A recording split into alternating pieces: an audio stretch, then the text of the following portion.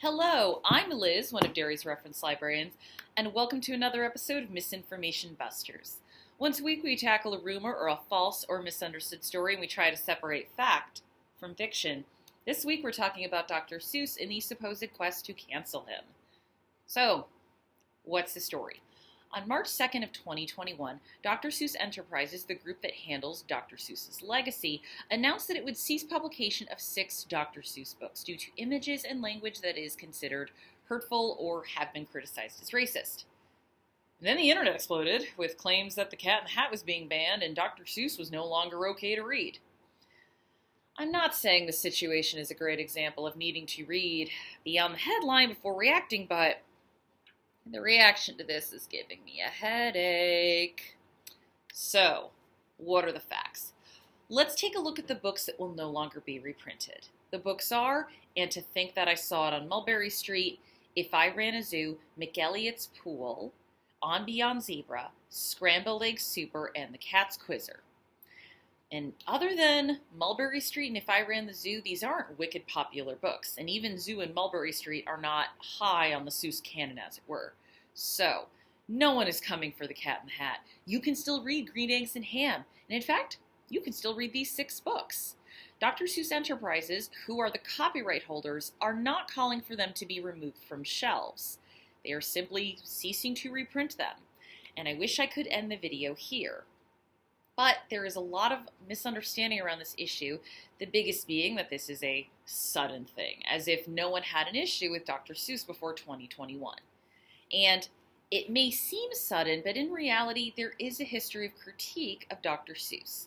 In 2018, the Seuss Museum in Springfield, Mass. Replaced a mural that contained a stereotypical depiction of a Chinese man after authors Lisa Yee, Mo Williams, and Mike Curato refused to attend an event in protest the year before.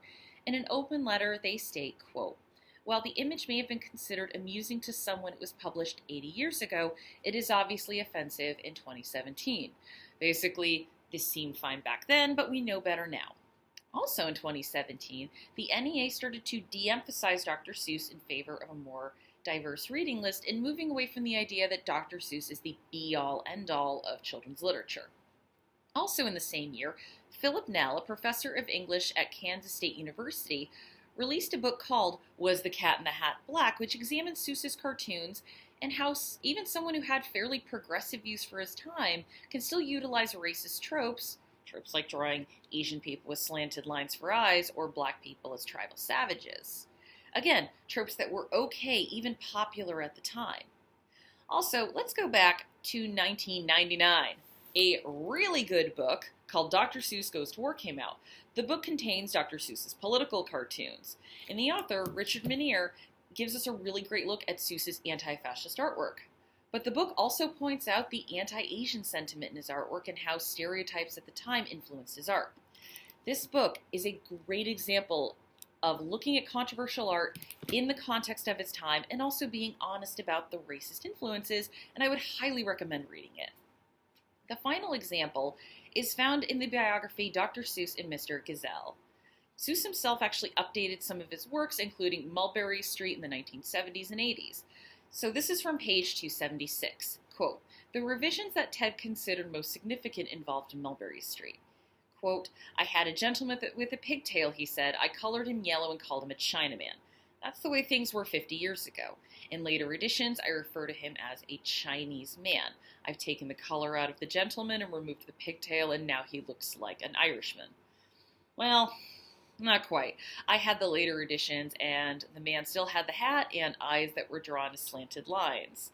But this shows us that Dr. Seuss himself was willing to revise his work to reflect the evolution of attitudes on race and racial depictions. It also shows us that critique of Dr. Seuss did not begin in 2021. I've also seen the argument that the artwork isn't racist and claims along the lines of, well, I grew up with that art, it didn't affect me, people dress that way anyway.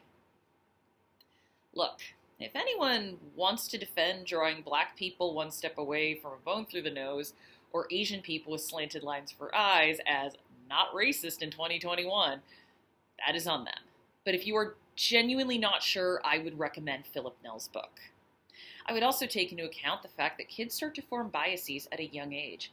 And if one's takeaway from looking at this art as an adult is just people dressed that way anyway, perhaps that artwork had more of an effect than one thinks.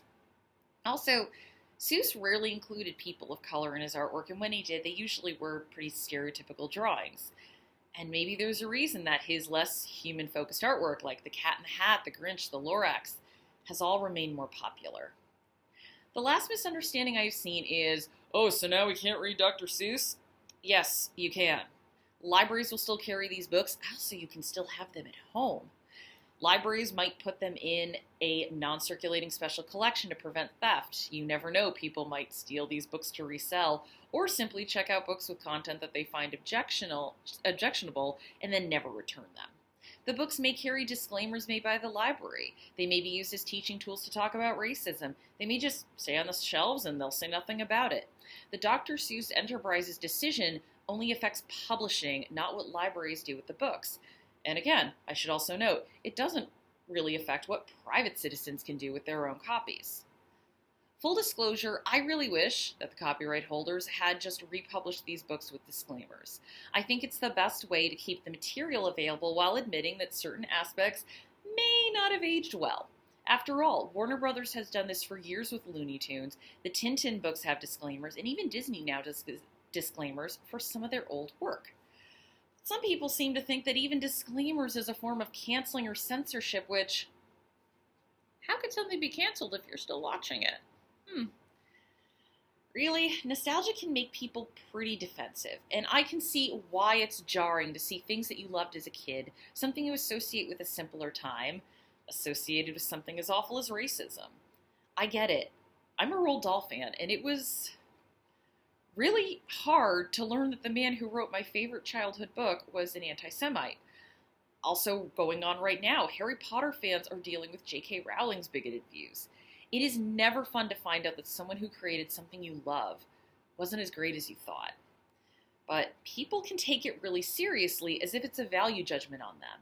And maybe that's because we see racism or bigoted views as personal flaws rather than something more systemic. But it's important to remember, no one is saying that you are a bad person if you read Mulberry Street as a kid. Just recognize the flaws. Philip Nell says, quote, "I don't think nostalgia is a defense. Affection is not a defense. What you have to do is take a deep breath, step back, and realize that the culture in which these books live in which these books were written, is a racist culture and a sexist culture. As in, you can still enjoy these works. You can still enjoy a lot of things. But it's okay to acknowledge that they were from a less evolved time and may have problematic elements. It is okay to critically look at works we love. That's not canceling. That's moving forward as a society." I'm going to leave with an excerpt from the statement from the Seuss Museum and Seuss Enterprises regarding the replacement of the mural in 2018. Quote, "Dr. Seuss created an enormous body of work including children's books and political cartoons. Dr. Seuss was a man of his times. He was also a man who evolved with his times. Dr. Seuss's own story is a story of growth, with some early works containing hurtful stereotypes to later works like The Sneetches and Horton Hears a Who, which contain lessons of tolerance and inclusion." The statement ends with, "Dr. Seuss would love to have been a part of this dialogue for change. In fact, Ted himself said, 'It's not how you start that counts, it's what you are at the finish.'" Thank you for watching, and as always, check sources in the comments, and feel free to research using our EBSCO database, which are available through the library's website, or, when in doubt, ask a librarian. And I'll see you next week.